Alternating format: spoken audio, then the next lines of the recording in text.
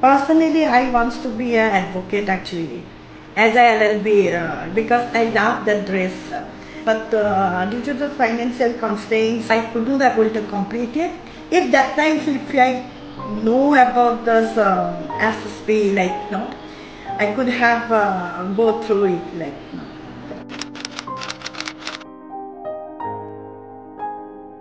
the Suniti Solomon scholarships is big amount of money. The Suniti Solomon scholarships is in there. And this is a wonderful initiative for especially for malnourished the people living with HIV, for infected and affected children, especially the girl child.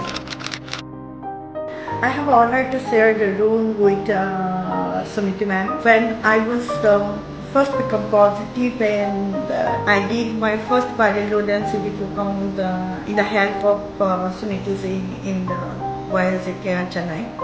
She is a great lady. I want to thank the YLCK for such an initiative.